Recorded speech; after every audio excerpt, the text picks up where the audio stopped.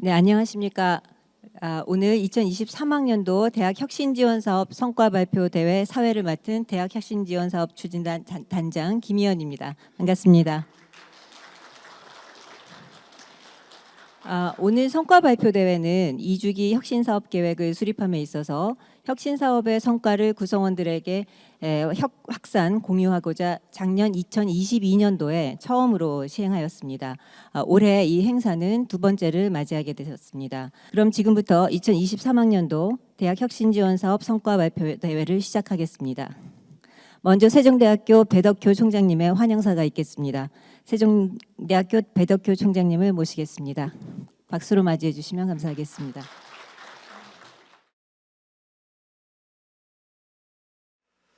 여러분 안녕하십니까.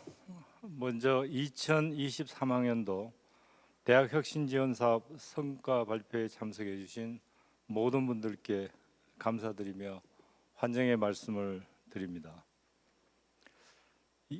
총장으로서 2023년도를 되돌아볼 때 우리 대학의 혁신과 발전에 있어서 그 어느 해보다 뜻깊은 한 해가 아니었나 생각을 합니다. 여러분들 잘 아시다시피 대내외 정세는 기후변화와 경제 성장의 둔화, 전쟁과 학력 인구의 급감에 따라서 사회 변화에 대한 불확실성은 점차 가중되고 있는 이런 시기에 대학도 그 어느 해보다 많은 위기가 접해 있는 상황인 것 같습니다.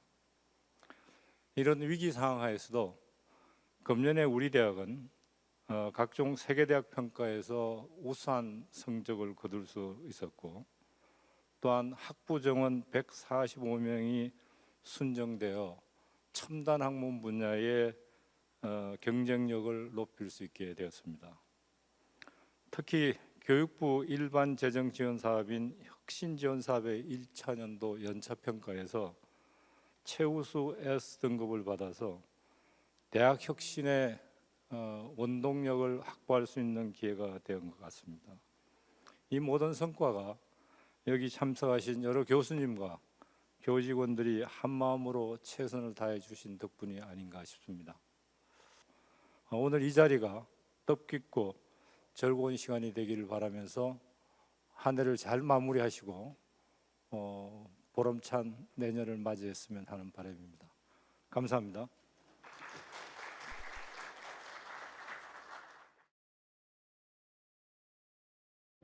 발표를 시작하기에 앞서서 제가 정말 초간략하게 저희 혁신사업의 23학년도 성과 보고를 잠시 해드리겠습니다. 네, 뭐 다 알고 계시는 내용이기도 하지만 다시 한번 검토하는 차원에서 말씀드리면 저희 학교의 대학혁신지원사업의 큰 방향으로는 7개 디질로그라고 하는 캐치프레이즈 안에 디지털 사고력의 향상, 융합교육, 역량중심 교육, 그리고 감성교육, 산학협력, 학습자 중심 교육, 온라인 증강 교육과정, 글로컬 시민의식 함양이라는 큰 7개의 지향점을 가지고 추진되고 있습니다.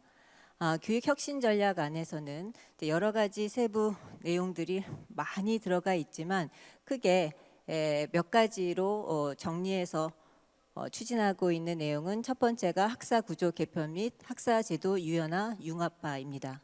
두 번째가 전 주기 관리형 전공 탐색 및 진로 설계 SCMS 구축, 그리고 세 번째 핵심 역량 기반의 디질로그 기초 소양 교육 강화, 그리고 네 번째 창의 융합 전공 능력 기반 전공 교육 과정 강화.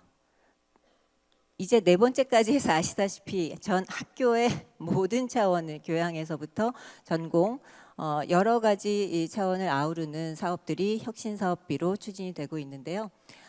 그 다음 교수학습 혁신으로서는 다섯 번째 자기주도적인 맞춤형 AI 기반으로의 변화, 여섯 번째 여러 외국인 학생들이 들어오고 있기 때문에 글로컬 혁신 인재 양성도 이번 학년도부터 들어오기 시작했습니다. 그 다음에 일곱 번째는 무엇보다도 여러 가지 데이터 분석 능력뿐만 아니라 저희 학교의 데이터 관리가 중요하기 때문에 교육혁신을 위한 데이터 기반 성과관리 체계 고도화, 여덟 번째 교육혁신을 위한 미래형 캠퍼스 구현으로 다양한 공사와 학습 환경의 개선이 일어나고 있고요. 그리고 행재정적 지원 추진 체계 강화로 여러 행정적인 정비를 하면서 많은 불편함도 있지만 또 새로운 기대가 생기는 것 같습니다. 이외에도 산학협력 혁신 전략에 따라서 취업 창업 지원 프로그램들을 지원하고 있고요. 그리고 교육부가 꼭 포함시키도록 하고 있기 때문에 평생교육 혁신 전략에 있어서도 생애 전주기에 걸친 개방형 평생학습 체계를 우리 대학이 갖춰나갈 수 있도록 지원하고 있습니다. 그 이외에 결국 대학이라고 하는 곳이 학생들을 위해서 그리고 국가 발전, 세계 인류 발전에 이바지해야 하기 때문에 SDG 사회적 책임 연대 강화 그리고 대학 간의 공유 협력이라는 차원에서 다양한 프로그램들이 진행이 됩니다. 자, 이를 위해서 아시다시피 대학 혁신 사업 추진단이 있고요. 또 올해 1월 1일부터는 교육혁신처가 새로 출범을 해서 그 아래 대학 혁신 지원 사업 추진단을 두고 그 혁신과 그리고 다양한 센터들이 통합이 되어 운영이 될 예정입니다. 이런 전반적인 관리를 위해서 모든 대학 혁신 지원 사업은 자율성과 지표를 설정하게 되어 있고 저희 대학은 크게 6개의 성과 지표를 설정했습니다. 작년까지는 학사 유연화 지수가 들어와 있지 않지만 교육부의 대학 혁신 정책적인 변화에 따라서 맨 첫 번째로 가장 중요한 학사 유연화 지수, 그리고 세종 디질러그 인재 양성 지수, 교육 혁신 지수, 산학 협력 지수, 공유 협력, 그리고 주체적 변혁 지수 이렇게 6개로 구성이 됩니다. 예산 차원에서 보면 안타깝게도 아직 33%라고 하는 12월 중반에 예산 집행 실적으로는 매우 낮게 보이지만 사실은 이게 추가 인센티브에 의해서 많은 공사들이 진행이 되고 있고 결국 중요한 큰 사업들은 마지막에 지출을 하기 때문에 아직 예산 집행률은 33%지만 우리 사업이 23학년도에 추진되는 데는 큰 문제는 없는 것으로 알고 있습니다. 그래서 걱정 안 하셔도 될 것 같고요. 그래서 계획대로 잘 추진되고 있다고 하는 보고를 드립니다. 그러면 바로 이어서 저희 3개의 우수 성과 발표를 시작을 할 텐데요. 양해 말씀 먼저 드릴 게 있습니다. 너무나 많은 부서에서 정말 여러 노력과 어려움 중에서 이 사업들이 진행이 되고 있는데 그래서 각 프로그램마다의 어떤 비교를 한다는 것 자체가 너무 어려운 일이고 그럼에도 불구하고 모든 사례를 발표할 수 없어서 예를 들어 그 해에 특히 올해에 많은 예산이 투입됐다거나 정말 많은 어려움이 있음에도 불구하고 추진되고 있는 그런 내용들 또 구체적인 성과를 낸 실적들 이런 것들을 중심으로 조금 발췌를 했다는 것 양해해 주시기 바라고요. 첫 번째 발표로는 교무처입니다. 네, 교무처에서는 사실 지금 성과라고 하기에는 계획으로도 지금 아주 너무 힘든 상태입니다. 그래서 교무처장님이 어떻게 큰 병이 안 나셨으면 좋겠다는 생각이 드는데 저희가 PPT를 받아 보니까 교무처하고 한 마음으로 제출하신 그 사례이기도 하고 해서 정말 어려움 중에 좋은 성과를 내면서 앞으로 잘 추진되었으면 좋겠다는 차원에서 최우수로 선정을 하게 되었고요. 오늘의 발표는 교무부처장이신 이수정 교수님께서 해주시겠습니다. 큰 박수로 환영해 주시면 감사하겠습니다. 네, 안녕하세요. 창의융합 전공능력 기반 전공교육과정 강화 발표를 맡은 교무부처장 겸 혁신사업단 부단장 이수정입니다. 목차는 다음과 같고요. 먼저 추진 배경에 대해서 말씀드리도록 하겠습니다. 앞서 김은수 원장님께서 교육혁신 전반의 방향성에 대해서 아주 잘 말씀을 해주셨는데요. 다 아시는 바와 같이 우리 사회는 오랫동안 대학에 꼭 가야 한다. 그리고 대학 학위가 바로 사회적 성공의 수단이다라고 여겨졌습니다. 그러나 보시는 바와 같이 한국경제협회에 따르면 올해 대졸자 예상 취업률은 약 50%에 그치고 있고 대학생 10명 중 6명은 구직 활동을 거의 하지 않거나 또는 쉬고 있는 소극적 구직자로 조사되었습니다. 대졸자들이 이렇게 적극적인 구직 활동을 안 하는 이유에 대해서 살펴보니 자신의 역량, 기술, 지식 등이 부족해서 더 준비하기 위함이라고 합니다.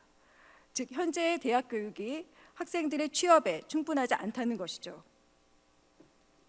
그리고 또한 우리는 AI와 같은 새로운 기술과 또 온라인을 통해 대학에서 받는 교육보다 더 새로운 지식과 정보들을 손쉽게 접할 수 있는 시대에 살고 있습니다. 무크를 통해 하버드, MIT, 스탠포드 대학의 좋은 강의들을 손쉽게 들을 수 있고, 또 한국판 42 에코린, 42 서울이 2020년도에 오픈하였습니다. 42 서울은 산무 정책을 표방하고 있는데요. 교수, 교재, 학비가 모두 없습니다. 그렇지만 그 학생 중심의 실무형 소프트웨어 인재 양성 교육기관입니다. 이러한 시대 변화 속에서 대학 교육은 과연 받을 만한 가치가 있는가?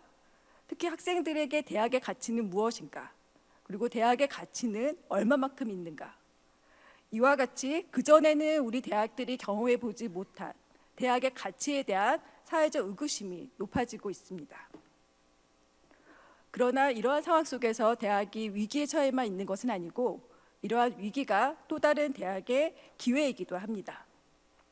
보시는 바와 같이 우리 사회는 AI 첨단 기술 진보, 그리고 급격한 학령 인구 감소, 또 기후변화 등 환경 변화에 따른 사회적 위기에 처해져 있고, 또 우리 교육이 이러한 사회적 난제를 해결할 사회적 욕구가 매우 높고 더 나아가 대학에 거는 기대가 매우 큽니다.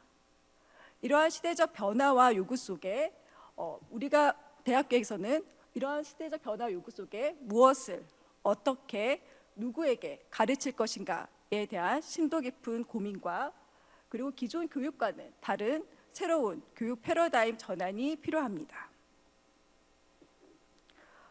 대학 교육의 핵심은 학생 성장이고, 대학 교육은 학생이 대학 교육에 대해 가지는 총체적 목적이나 기대에 부합해야 하며 4년이라는 긴 시간을 대학 교육에 투자하고도 대학 교육을 받기 위해 감수해야 하는 기회 비용을 고려하더라도 대학 교육을 받을 가치가 있어야 합니다.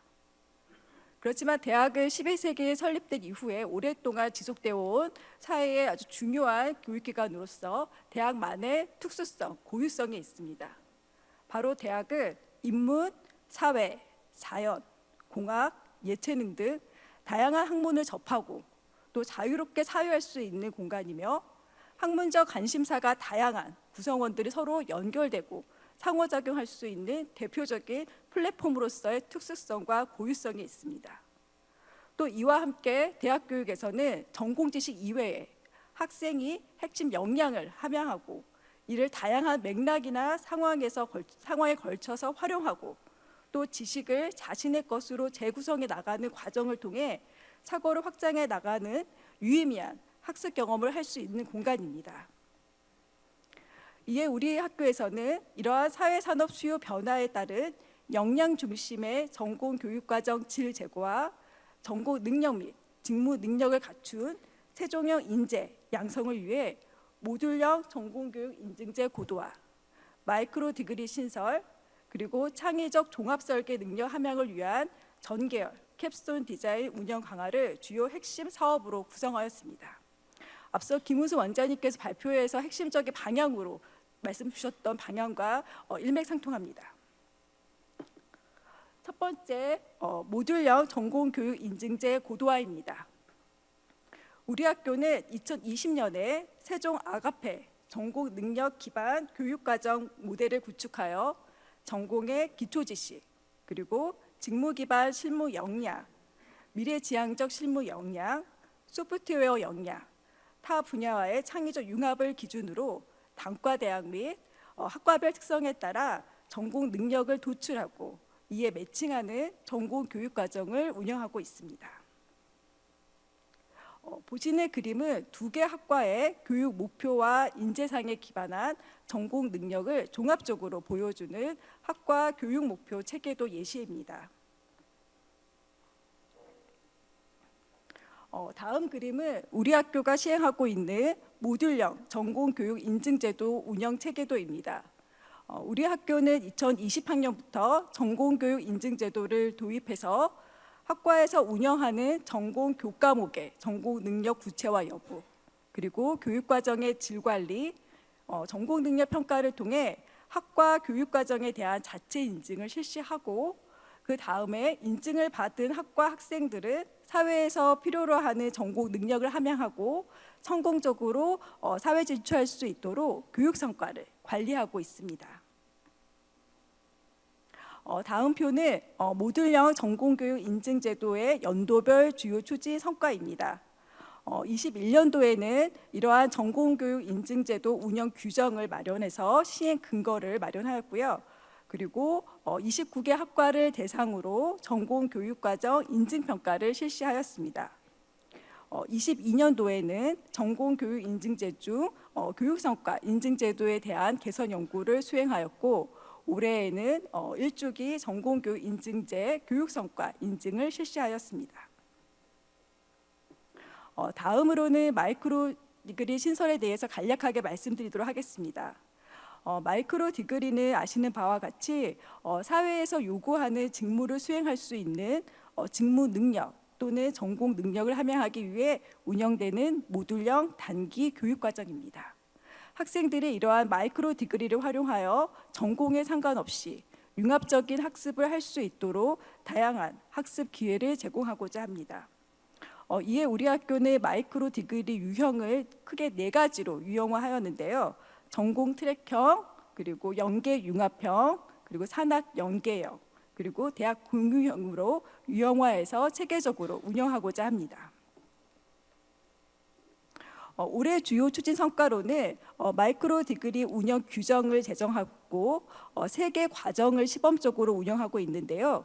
머신러닝 1개 과정, 그리고 디지털 물산업 모듈 2개 과정입니다.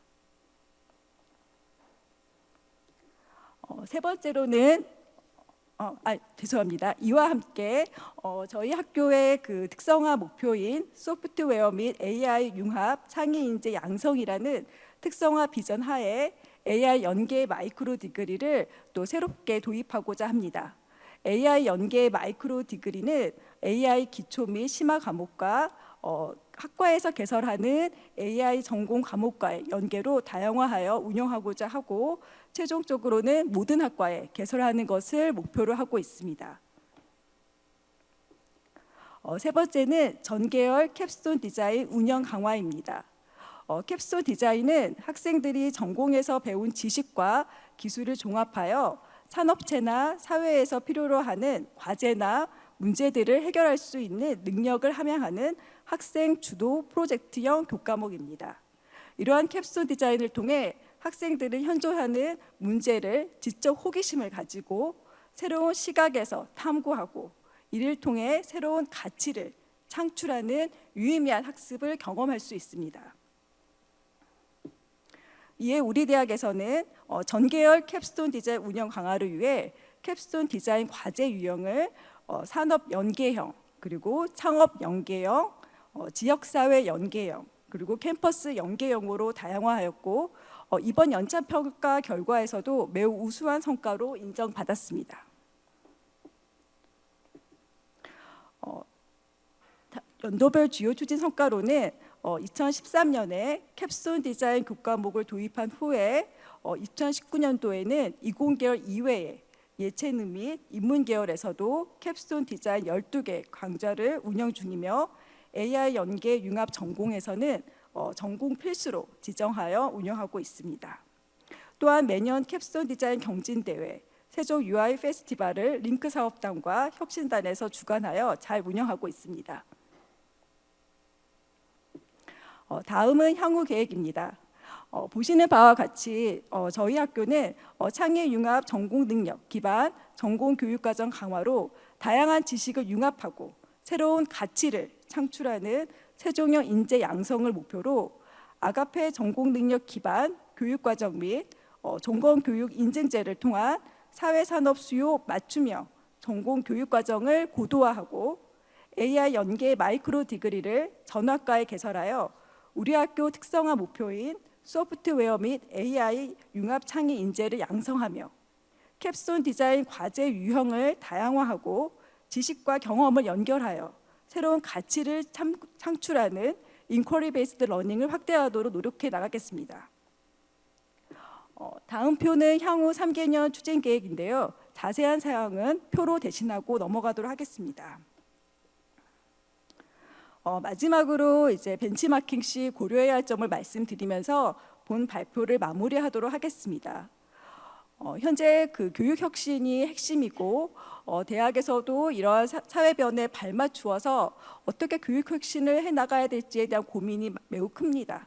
근데 우선 이러한 대학이 추진하고자 하는 교육 혁신 방향과 또 고품질 교육 전략에 대해서 대학 구성원과의 공감대 형성이 매우 중요하고 대학 구성원의 성장을 이끌어 나가는 변혁적 리더십이 매우 중요하겠습니다.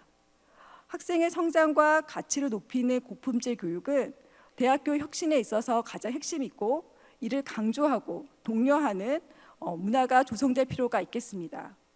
두 번째는 전공교육 인증제를 고도화하기 위해 전공교육과정의 체계적 운영과 질관리가 필요하며 이를 위해 대학 구성원의 교육 전문성 강화가 필요합니다. 마지막으로 대학 교육 혁신과 제도를 잘 마련하더라도 학생들이 참여하지 않고 잘 모르면 아무 소용이 없습니다. 이에 새로운 교육 혁신과 교육 과정에 대한 적극적인 홍보와 안내 그리고 세밀한 지원이 강화될 필요가 있겠습니다. 부족한 발표 경청해 주셔서 감사합니다. 네, 최우수상을 수상한 교무처 발표 잘 들었습니다. 다음은 우수상을 수상한 학술정보원의 학술정보원 감성적 학습 정보공간 조성 사업 발표를 듣겠습니다. 이 발표는 저희 수도권 혁신사업 네트워킹 제주도에서 1월달에 진행이 되는데요. 거기에 우리 학교의 대표 사례로 발표되기도 하고 또 7개 대학 연합 포럼에서도 발표될 예정입니다. 발표는 학술정보원 전자정보과 문성철 과장께서 해주시겠습니다. 큰 박수로 맞이해 주시면 감사하겠습니다. 예, 다시 한번 인사드리겠습니다. 학술정보원 감성적 학습 정보공간 조성 사업을 발표를 맡은 전자정보과 과장 문성철입니다. 우선 저희 그 발표에 앞서서 한 1분 20초 가량의 홍보 영상을 보시면 한 역동적으로 움직이는 장면을 보시고 난 다음에 제 발표를 좀 들으시면 어떻게 바뀌었는지를 바로 아실 수가 있을 것 같습니다. 그럼 바로 영상을 시청하도록 하겠습니다.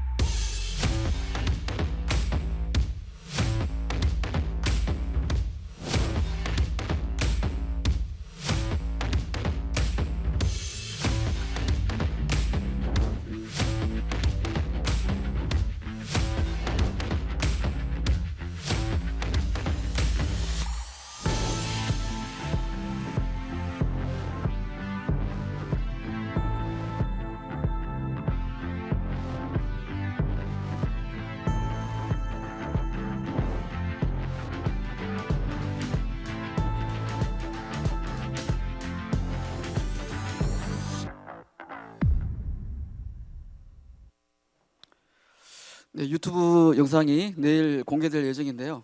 다 아시겠지만 구독과 좋아요 꼭 눌러주시기 바랍니다.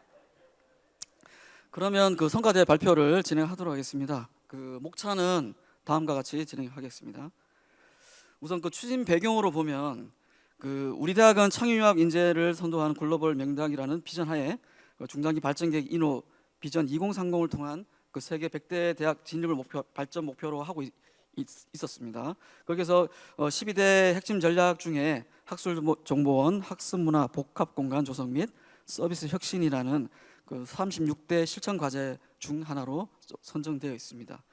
그리고 대학도서관 진흥을 위해서 교육부가 주관하는 대학도서관 발전계획 2019-2023을 보시면 4대 주요 분야 중에 그 한 개 과제를 선택을 해서 과제를 실행하는 과제가 있습니다. 거기에 보면 창의적, 체험적 서비스 지원을 위한 인프라 확대라는 과제이기도 했었습니다. 그리고 결론적으로 보면 이 대학 혁신 사업에 우리 디지로그 세종형 인재 양성이라는 우리 대학 2주기 대학 혁신 지원 사업의 추진 목표 설정과 함께 교육 혁신을 위한 미래형 캠퍼스 구현이라는 추진 전략 중에 세부 과제로 학술 전문 감성 복합 문화 공간 조성 혁신 사업을 추진하게 되었습니다. 그래서 그 추천 배경으로 제가 이용자 요구를 좀 분석을 좀 해봤습니다. 그 2019년도에 그 학생 지원과에서 매년 실시하는 재학생 만족도 조사를 보면 시설 부분이 낮은 점수가 어떻게 보면은 저희 학술정보원을 봤을 때 3.07점으로 제일 낮게 나타났고요. 그 다음에 그 이어서 총학생회가 또 설문조사를 실시를 했습니다. 그 질문 사항 중에 학술정원 불만족하는 부분이 어떤 부분이냐라고 보니까 공간 부족이라든가 휴게 공간 부족, 그다음 위생 상태. 그러니까 결국은 시설 및 공간 문제가 81% 정도를 차지하고 있었습니다. 그래서 저희도 학술정보원에서도 리모델링 한다는 어떤 기획 설문조사를 기획을 좀 했었는데 거기 부분에서도 불만족하는 어떤 비율들 보면 결국은 시설 부분에 상당히 불만족스럽다라는 게 좀 확인이 되었습니다.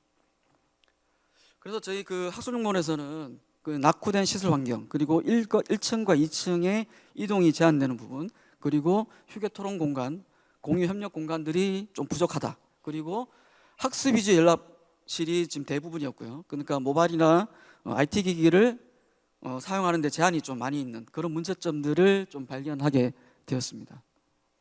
그래서 이런 어떤 그 대외적인 어떤 환경이라든가 대학 도선의 어떤 트렌드 분석과 그 이용자의 어떤 요구를 봤을 때 결론적으로 봤을 때 저희가 학술정보원 감사적 학습 공간 조성 사업을 추진해야 된다는 사실의 결론에 도달하게 되었습니다. 그래서 저희 성과를 이제 보시면 추진 목표를 좀 보시면 세 개의 어떤 주제를 가지고 제가 추진하게 되었습니다. 그러니까 함께 할 수 있는 공간이라는 개념과 그리고 IT 기술과 가까운 어떤 젊은이들이 개인 고르면 학습할 수 있는 공간, 그래서 영존이라는 개념과 그리고 최대한 소음이 없이 이제 학습 공간 할 수 있는 이 제로존이라는 개념과 더불어서 저희가 작년에 이제 코로나 시기도 하고 학술 정보를 오지를 못하는 어떤 상황이 되다 보니까 그 학정버스라는 메타버스 가상 도서관을 저희가 구축하게 됩니다. 그런 어떤 개념을 같이 결부를 한다면 어떤 교육 중심의 그 물리적 캠퍼스 공간을 문화와 심 그리고 교육 협력이 활성화되는 스마트 대학 캠퍼스 공간으로 혁신할 수 있겠다, 이런 추진 목표를 가지고 진행을 하였습니다. 그래서 타대학 사례들을 제가 벤치마킹을 좀 했는데요. 그래서 A대학 같은 경우는 2019년도부터 2021년도까지 리모델링 좀 실시를 하였고요. 그러니까 이용자 요구라든가 이용 패턴을 반영해서 공간으로 재구성을 한 것을 볼 수가 있었습니다. 그래서 학술정보 자원 공간과 복합문화 공간의 융합으로 어떤 정보 공유 공간을 확대하는 것으로 좀 파악이 좀 됐고요. B대학 같은 경우에는 2020년부터 21년도까지 리모델링을 좀 진행을 했었는데 다양한 어떤 형태의 열람 좌석을 제공함으로써 효율적 활용 공간을 조성하는 것으로 확인이 됐습니다. 특히 1층 로비를 복합문화 공간으로 조성을 해서 이용자들의 어떤 경험 구현, 토론, 그다음에 휴식할 수 있는 공간으로 볼 수 있었습니다. 저희도 이런 사례를 중점적으로 좀 파악을 해서 진행을 좀 했습니다. 그래서 C대학 같은 경우 같은 경우에도 그 이용자 어떤 이용 행태라든가 이런 걸 반영해서 열람실 환경 개선하는 것을 주요 정점으로 하는 것으로 파악이 좀 됐고요. 그래서 열람석 선호도 조사를 통해서 다인석, 6인석이라든가 4인석이라든가 그리고 어떤 개인 취향을 더 반영한 1인석 어떤 열람실을 혼용해서 배치를 하고 있었습니다. 그래서 이렇게 그 어떤 국내 대학 도서관의 어떤 트렌드를 좀 분석을 해보니까 이제 일반 열람실 같은 경우에는 어떤 카페 형태 열람실과 심화 열람실을 병행해서 운영을 하는 것으로 좀 보여줬고요. 그다음에 그룹 토의를 수 있는 스터디룸 같은 경우에는 어떤 그 내부 모습을 볼 수 있는 그 개방형 스터디룸으로 좀 구성이 많이 된 것으로 좀 확인을 했습니다.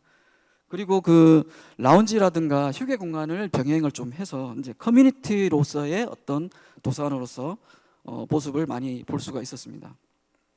그래서 이제 제가 그 공사는 뭐 작년 12월부터 진행을 좀 했는데 이제 4월경에 거기에 들어갈 뭐 여러 가지 가구라든가 인테리어라든가 조명이라든가 이런 부분들을 저희가 이제 개선을 이제 좀 하려고 하다 보니 아무래도 이제 전문가가 좀 아닌 분이 좀 참여를 하게 되면 뭔가 좀 그냥 짜여진 어떤 형태로만 그 구성이 될 것 같아서 이제 총장님 지시하에 교내 디자인을 전공한 교원을 중심으로 해서 저희가 디자인 TF팀을 좀 구성을 했습니다. 그래서 이제 학술 정문의 어떤 정말 역할을 좀 보시면 이제 가구 선정이라든가 배치 변경이라든가 또 조명 설치 계획이라든가 그리고 각종 들어올 어떤 쌓인물이라든가 이런 것들을 선정하고 배치하는 계획까지 수립을 했고요.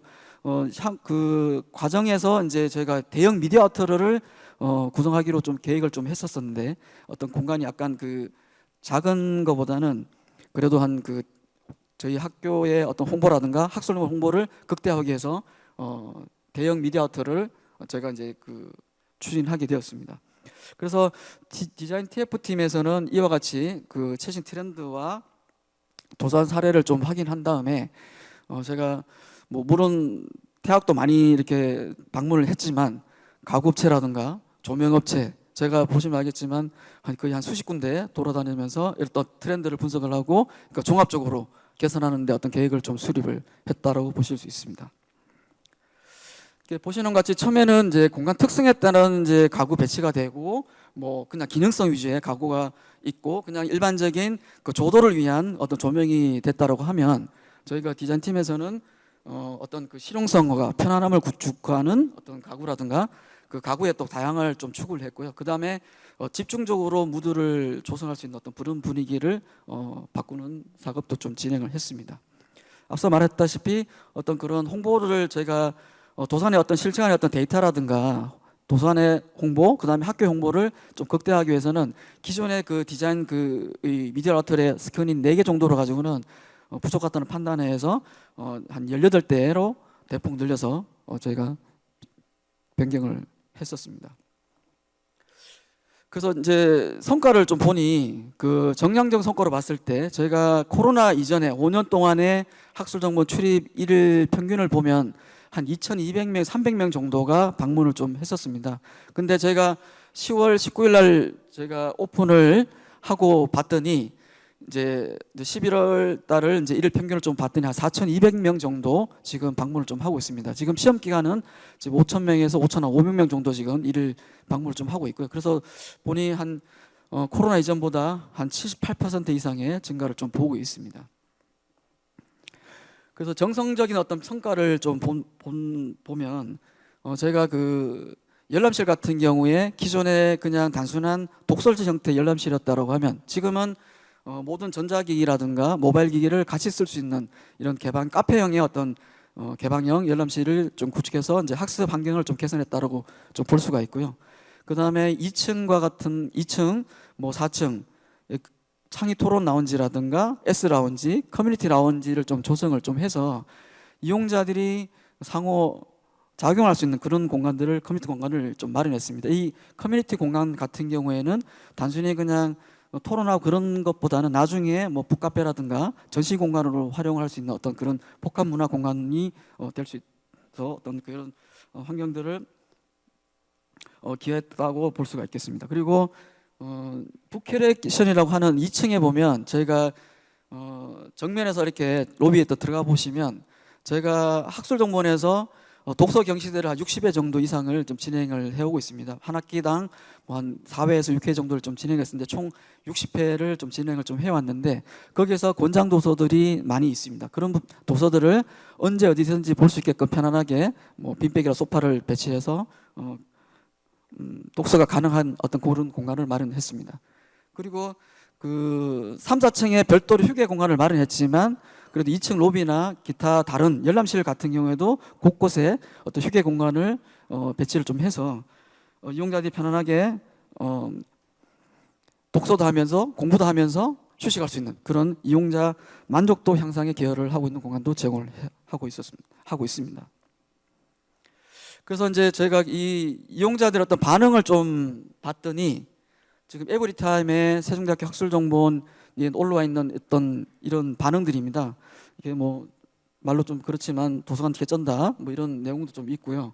그 다음에 원래는 이렇게 두고 어떻게 저희가 10개월 이상을 폐쇄를 했기 때문에 이용자들이 상당히 궁금해한 적이 많았습니다. 그래서 이렇게 두고 보자 식이었는데 진짜 잘 됐다라는 반응도 좀 있었고, 그 다음에 그 뭐 불만 아닌 불만이 있었습니다. 이제 20학번 같은 경우는 들어오자마자 1학년에서 이제 지금 2023학년이 되면 4학년이 되는데, 그러니까 2학기를 당장 이제 10월 2달 정도만 하면 졸업을 하는 그런 상황이 돼버렸는데 이렇게 도서관 이용 못하는 그런 상황이 생겨서 다음 학기를 뭐 휴학을 해야 되는 거 아니냐라는 어떤 그런 불만도 좀 접수가, 불만 아닌 불만이 접수가 된 상황이었습니다. 그리고 운영을 이제 한 2달 정도 이렇게 해보니까 초기에 그 이용자들이 저에게 의도는 이제 모든 열람실들이 좀 개방형으로 자유롭게 전자기기도 쓸 수 있으면서 할 수 있는 공간을 이제 유도를 좀 했었는데, 아무래도 그 노트북의 어떤 그 정말 집중적으로 하는 공부를 하는 이용자 말고 그들은 이 노트북 소음이 상당히 문제가 좀 초기에 민원이 좀 제기돼서 제가 설문조사를 좀 진행을 좀 했습니다. 설문조사를 좀 진행을 좀 해서 진행했더니 결국은 기존의 방식, 그러니까 개방형의 그 카페형의 열람실을 이용한다는 이용자가 한 절반 이상이 좀 넘었기 때문에 기존 형태로 계속 유지하는 것으로 제가 운영하고 있습니다. 그 전체 사업을 봤을 때는 한 5개 층을 전반적으로 제가 진행을 좀 했고요.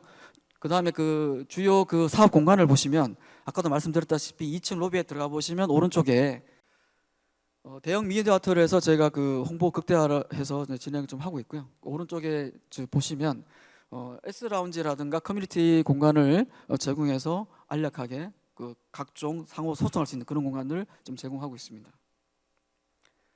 그리고 그 1층 같은 경우에는 시네마 룸을 조성해서 이제 자기 어떤 공강 시간이라든가 뭐 휴식할 그런 시간을 좀 활용해서 VOD를 실시간으로 실행할 수 있는 그 시네마 룸을 좀 구축을 했고요. 그 이동 동선을 좀 고려해서 멀티미디어도 구축을 좀 했습니다.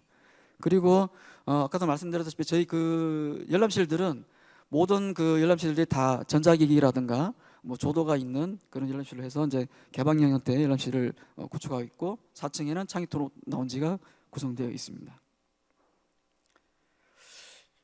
그래서 이제 현재 어떤 실행 단계인 학술정보원 운영을 좀 하면서 민원 창구를 좀 개설하려고 계획하고 있습니다. 그래서 이용자의 어떤 건의 사항이라든가 접수라든가를 받아볼 생각이고요. 그 다음에 또 설문조사를 이제 실질 좀 해서 실제 어떤 부분을 만족하고 있고 지금 개선된 부분이 있는지 없는지, 아니면 또 추가적으로 개선할 수 있는 부분들이 어떤 건지를 좀 결과라든가 어떤 분석을 좀 해서요. 이 부분들을 좀 저희가 좀 분석하고 성과 지표도 이제 평가를 좀 해보고, 그 다음에 이런 그 만족도 조사를 분석한 결과를 가지고 다음 저희가 이제 여기서 만족할 게 아니라 다음 차 연도에 다시 한번 또 시설 개선이나 이런 것들이 있을지 없을지 좀 분석을 좀 한 이후에 저희가 이런 피드백을 받으면 결론적으로 이제 어떤 그 활력 체계를 마련할 수 있다라고 볼 수 있겠습니다. 마지막으로 저희 벤치마킹 했을 때 좀 고려될 사항을 좀 보시면 이게 좀 한 10개월 이상의 사업이 좀 진행되다 보니까 관련된 부서들이 상당히 좀 많이 있었습니다. 그래서 물론 이제 대학 추진 사업단에서 모든 것들 예산 집행이라든가 협조를 많이 구해줬지만 제일 많이 고생했던 건설 개발과라든가 저희가 예산을 좀 조정하는 어떤 예산 조정과, 그 다음에 구매가는 왜냐하면 입찰 방식들이 상당히 다양하게 존재를 좀 했었습니다. 이런 부분들, 그리고 이제 홍보라든가 이런 부분들을 제가 좀 조율을 많이 해야 됐기 때문에 이런 여러 가지 어떤 부서들이 각자 담당자를 좀 지정을 해서 협력 체계를 마련했던 부분들이 사업을 성공적으로 이끄는 데 결정적인 역할을 했다라고 볼 수가 있었습니다. 네, 좀 그 과정이 좀 미숙했는데요. 이상으로 저희 그 발표를 마치겠습니다. 감사합니다. 네, 학술정보원 발표 잘 들었습니다. 그 전에 학술정보원은 들어가면 내 안에 있던 잠재된 우울을 끌어올리는 뭔가 이 염세주의자가 되고 싶은 공간이었다가 학생들을 밝게 반기는 공간으로 변모가 되어서 정말 학생들 좋아하는 모습 보니까 저희도 저절로 미소가 띄어지는 그런 변화에 큰 놀라움을 저도 느끼고 있습니다. 다음은 마지막 발표인데요. 역시 우수상을 수상한 원스톱 서비스 센터의 원스톱 서비스 센터 SOS 전산 시스템 구축 발표를 듣겠습니다. 발표는 대외협력처 이다혜 과장께서 해주시겠습니다. 큰 박수로 맞이해 주시죠. 안녕하십니까. 마지막 발표를 맡게 될 원스톱 서비스 센터 이다혜라고 합니다. 앉아서 고민했습니다. 마지막 발표 어떻게 하면 빨리, 빠르게, 재미있게 끝내드릴까 하고, 저는 오늘 원스톱 전산 서비스 센터 시스템 구축에 대해서 말씀드리려고 합니다. 학령 인구가 줄고 있죠. 그래서 교육부가 30만의 외국인 유학생을 유치해서 지방대를 살리겠다라고 했습니다. 그럼 이게 실제 가능할 것인가? 교육부의 30만과 법무부의 입장은 매우 상이합니다. 그러면 저희 외국인 유치를 위해서는 캐나다 같이 선진국에서 이렇게 졸업을 하면 취업이 잘 되는 상황이 돼야 되는데 실제로 외국인들이 국내에서 취업하기가 너무너무 힘듭니다. 그리고 법무부도 너무너무 힘든 상황입니다. 자, 그러면 여기에서 통계를 보시면 그럼 현재는 몇만 명이냐 했을 때 18만 명입니다. 자, 2018년도에 보시면 14만 명에서 18만 명으로 한 27% 정도 증가를 했는데 여기서 신기한 상황은 중국이 6만 8천 명에서 줄었습니다. 미세하게 줄었죠. 그리고 여기 파란색으로 되어 있는 베트남, 우즈벡, 몽골 불법 체류가 어마어마한 국가입니다. 여기가 엄청 많이 늘었습니다. 자, 얼마 전에 모 대학에서 사설 업체를 경호를 해서 우즈벡 학생들 20몇 명을 버스 안에 넣고 공항으로 강제 출국돼서 지금 우즈벡 정부와 굉장히 대치 중인 건을 알고 계시죠? 거기에 아무리 많은 사유를 갖다 붙여도 불법 체류의 목적으로 들어온 학생들을 강제 출국시킨 겁니다. 자, 그러면 여기에 보시면 중국 학생들은 별로야, 싫어. 옛날 말입니다. 모든 지방대 학들은 중국 학생을 너무 받고 싶어 합니다. 도망갈 이유가 없고요. 소득 수준은 저희보다 더 잘 삽니다. 근데 중국 학생들은 지방을 내려가지 않습니다. 탑 랭킹 20위 안에도 가는 거를 원하지 않습니다. 저희가 전문 용어로 예전에는 한양대, 성균관대 뭐 이런 그런 쪽에서 스카이 이런 데에서 중국 학생들을 받았는데 저희 전문 용어로 낙수가 없다라고 표현을 합니다. 즉 그런 대학에서 코로나를 겪다 보니까 중국 학생들을 떨어뜨리지는 않습니다. 아까 전에 김우승 전 촌장님한테 여쭤보고 싶은 게 사실 한양대는 다국화가 가장 안 되는 학교 중에 하나입니다. 95% 이상이 중국 학생입니다. 그럴 정도로 이런 위험 국가는 안 받고 있는 실정입니다. 그리고 우리 학교는 어떠냐? 계속적으로 쭉 성장을 해서 13%씩 성장을 해서 이번 년에는 2,500명이었고 내년도에는 3,000명을 예상을 하지만 자꾸 총장님께서 3차 하라고 말씀을 하시고 그리고 많이 압박을 당하고 있기 때문에 비학기 과정까지 하면 거의 4,000명 정도로 육박하지 않을까 이렇게 예상하고 있습니다. 그럼 저희 학교 유학생 현황은 어떠냐면 이쪽이 학부입니다. 학부가 구성이 너무 아름답습니다. 여기 중국 30, 우즈벡 20, 베트남 12, 방글라데시 10% 정도 되는데 이거는 왜 이렇게 다국적이 되느냐라고 물어보신다면 우리 학교의 잉글리시 트랙은 국내 1위입니다. 한양대도 잉글리시 트랙이 2-3개밖에 되지는 않아요. 근데 우리 학교 학부 잉글리시 트랙이 8개, 대학원 잉글리시 트랙이 6개고요. 올해 추가적으로 더 생길 대학원의 영어 트랙이 4개, 심지어 2025년에는 건축학과에서 영어 트랙이 또 추가적으로 생성이 됩니다. 자, 그럼 영어 트랙이 생기려면 뭐가 좋으냐라고 물어보신다면 자, 미얀마 군부 사태 때 학생들은 평화적으로 정부한테 반대하기 위해서 대학을 가지 않습니다. 자, 그럼 미얀마 학생들을 받아들일 때 물론 한국어가 모두 되어 있으면 좋지만 영어 트랙이 있으면 정말 받기가 쉽습니다. 자, 러시아에서는 4년제 대학을 졸업하고 나면은 강제로 징집을 당합니다. 남자의 경우는. 자, 그러면 중산층 이상 되는 학부모들은 본인의 자녀를 유학을 보내고 싶어 합니다. 자, 근데 서방 국가랑은 이미 러시아는 굉장히 사이가 안 좋기 때문에 영어 트랙이 많은 세종대를 선호할 수밖에 없는 상황입니다. 자, 여기에 보시면은 대학원이 1,158명으로 84.2%가 돼서 이거 중국이 너무 편중된 거 아니야? 라고 말씀하실 수도 있는데 제가 가장 사랑하는 곳입니다. 우리 학교 대학원 예체능은 국내 등록금 탑 1위입니다. 심지어 여기 학생들은 장학금도 받지 않습니다. 학기당 등록금 1,000만 원을 내는 학생들입니다. 어마무시한 돈을 내고 있지만 단 하나의 등록금 저항이 없습니다. 심지어 1,200만 원을 두 번 낸 학생한테 제발 등록금 환불 좀 받아가게 계좌를 다오라고 해도 등록금 계좌를 4개월 있다가 가져옵니다.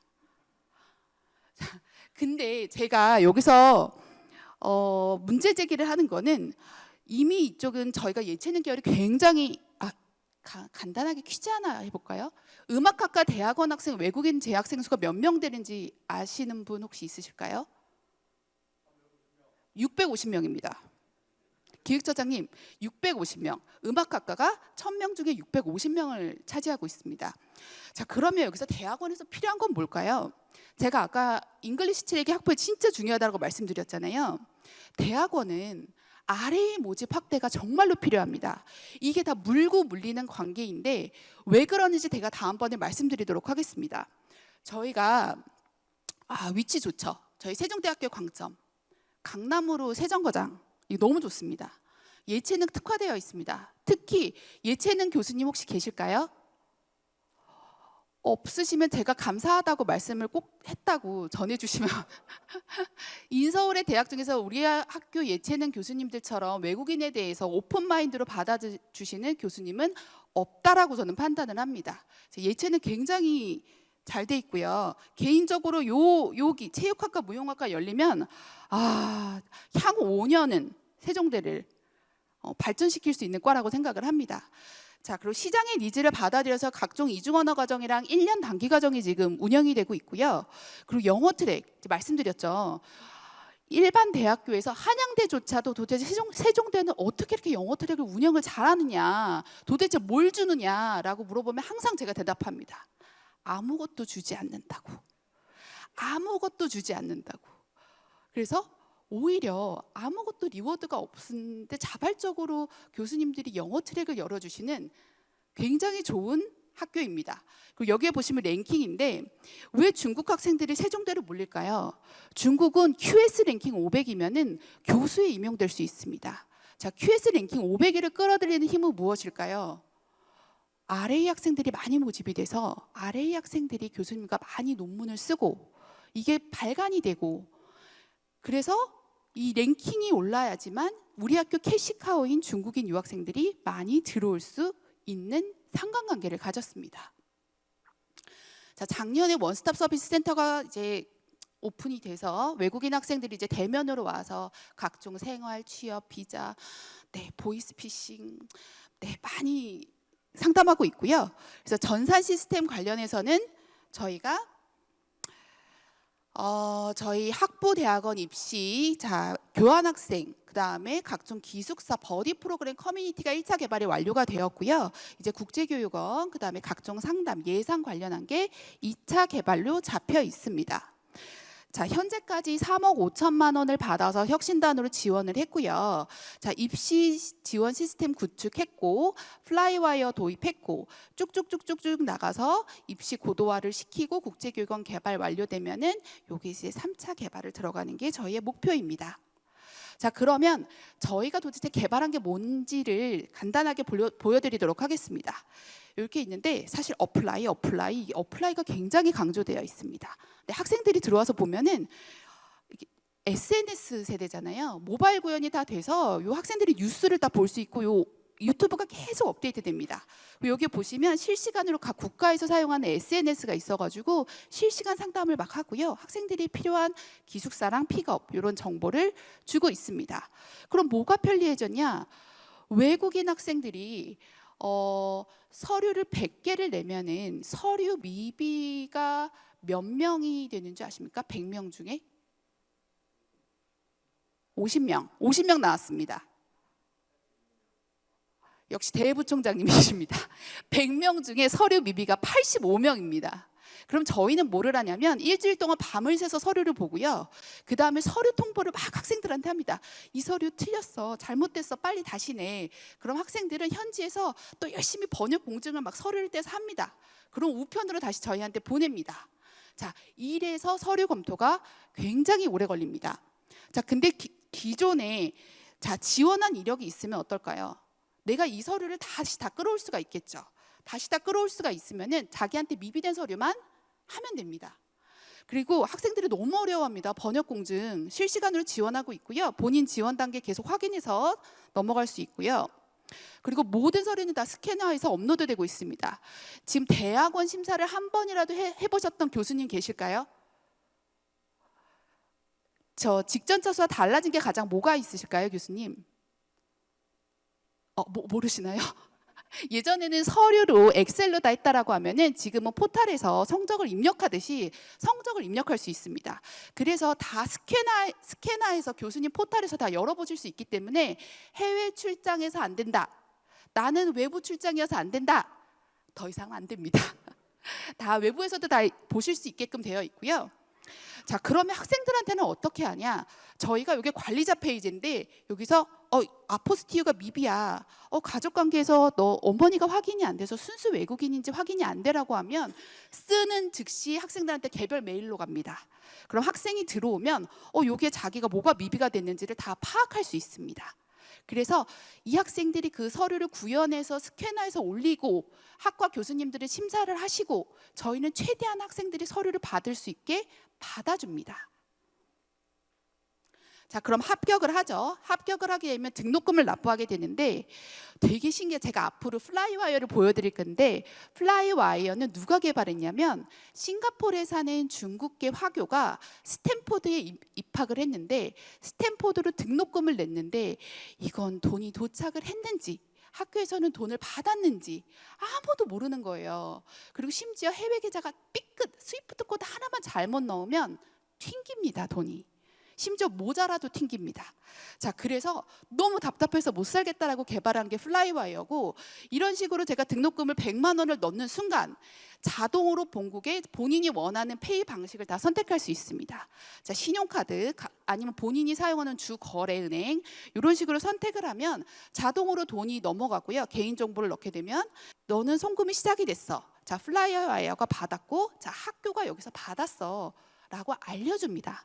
그래서 2, 3일 내면은 저희가 이 플라이와이어에서 돈을 수령받을 수가 있습니다. 보통 외국인 등록이 오래 걸리는 이유가 돈이 도착이 너무 오래 걸리거든요, 나라마다. 근데 플라이와이어를 사용하면은 이제 최대 5일이면은 모든 돈이 도착을 합니다. 자, 그럼 학생 입장에서 뭐가 좋으냐? 자, 등록금 납부 확인서, 모든 표준 입학 허가서 이런 거를 한꺼번에 다운로드 받을 수가 있습니다. 그리고 저희 입장에서 뭐가 좋으냐? 증명 관련한 학생증 관련한 증명 사진, 인증제 필요한 최종 학력 증명서나 아니면 어학 관련 성적을 일괄 다운받을 수가 있습니다. 그리고 학생들한테 각종 기숙사나 비자 같은 거를 공지를 내보내야 될 때 합격자 메일 일괄 발송을 통해서 한꺼번에 보낼 수 있습니다. 자, 그럼 당연히 사용자 입장에서는 불러오기도 가능하고 실시간 번역 공증도 지원해 주니까 당연히 편리하고요. 모든 서류를 내 페이지에서 다 다운받을 수가 있고요. 저희는 모든 자료를 스캔해서 보관하고 각종 통계가 가능하고 이 학생이 다음 상위로 석사, 박사 올라갈 때 지원 이력이 다 조회가 되고요. 그리고 저기 총장님이 많이 원하시는 입시 기간을 최대한 단축시켜서 차수를 많이 늘릴 수가 있습니다. 그러면 효과가 어땠냐라고 물어보시면 여기에 보시면 정기 1차에 486명이 지금 등록을 했는데요. 사실 지원자 숫자는 중요한 게 아닙니다. 결국 우리 학교에 얼마만큼 등록을 하는지가 중요한 건이거든요. 근데 여기에 보시면 전기 1, 2차를 합쳐서 479명이었는데 지금 전기 1차만 등록금이 486명입니다. 그러니까 아직 전기 2차랑 전기 3차가 남았거든요. 그래서 164%에서 한 180%까지는 전년 대비로 많이 오르지 않을까 예상을 합니다. 그리고 저희가 출품한 건 아닌데 저희와 작업을 했던 싸이웍스가 여기 웹워드 코리아라는 데 저희 홈페이지를 지금 게재를 했는데 어학교육 분야 대상을 수상을 했습니다. 그래서 너희도 대상을 받을 수 있다. 200만 원을 내겠느냐? 그래서 이 공문만으로도 너무 행복하다라고 괜찮다고 했습니다. 자, 2차 개발로는 이제 상담 관련한 학생들의 상담, 취업, 각종 비자, 학업 이런 게 구축이 돼서 학생들의 상담 인력을 계속적으로 가져갈 수 있고요. 이런 게 사실 관리가 돼서 학생들을 계속적으로 상담을 해나가면은 불법 체류가 감소되고 중도 탈락이 줄어들거든요. 저희가 자랑하는 거를 하나 까먹었는데 아까 우즈벡, 베트남 막 이런 얘기하면서 저희가 그렇게 많은 우즈벡이랑 베트남을 받으면서 너희의 불법 체류자의 퍼센티지는 얼마야라고 물어보신다면 우수 인증제가 2%고요. 저희는 1.4%로 매우 관리를 잘하고 있다라고 하겠습니다. 그리고 학과 지도비 이제 이번에 개편돼서 각 학과 교수님들 받으셨을 텐데 요거 관련해서 조금 더 쉽게 쓰실 수 있도록 지금 예산 관련한 프로그램을 진행 중에 있습니다. 그래서 타 학교가 벤치마킹하게 되면은 뭐를 해야 되느냐라고 했을 때 물론 시장을 파악하고 시장의 니즈를 들어서 그에 맞는 합당한 커리큘럼과 프로그램을 개발하는 게 굉장히 중요한데요. 근데 제가 원스톱 서비스 센터를 개관을 하고 전산 프로그램을 하면서 느꼈던 거는 진짜 타부서의 협조가 너무너무 중요합니다. 지금 전산개발과가 뭐를 안 해줘서 너무 힘들다라고 하시는 분들, 전산개발과 지금 6개월 동안 저희 업무만 하고 있고 새벽 3시까지 지금 일하고 있습니다. 주말에도. 먼저 죄송한 말씀 드리고요. 그리고 제가 말씀드리고 싶은 건 사실 저희가 이것만 하는 게 아니라 혁신단에 계시는 박기영 차장님, 방지현 선생님, 정희경 선생님 너무 많이 도와주셔가지고 각종 유학 관련한 문화체험, 이런 취업 박람회, 그리고 어메이징 레이스부터 해서 뭐 장기자랑 모든 활동을 다 하고 있습니다. 그래서 이 자리는 사실 감사 인사를 드리고 싶은 자리이고요. 그동안 많이 도와주셨던 타 부서 여러분들과 혁신단 여러분들께 감사 인사 말씀드리겠습니다. 감사합니다. 오늘 바쁘신 와중에도 성과 사례 발표까지 준비해 주신 이수정 부서장님, 그리고 문성철 과장님, 이다혜 과장님 다시 한번 감사 말씀드리고요. 오늘 발표 안 하신 모든 정말 애쓰고 계시는 저희 학내 구성원들께 감사 말씀드립니다. 이상으로 2023학년도 대학혁신지원사업 성과발표대회 행사는 모두 마치겠습니다. 참석해 주신 내빈 여러분께 감사 말씀드리고 행사장 뒤편에 있는 만찬을 나누는 시간 가지시고 자유롭게 귀가하시면 될 것 같습니다. 감사합니다.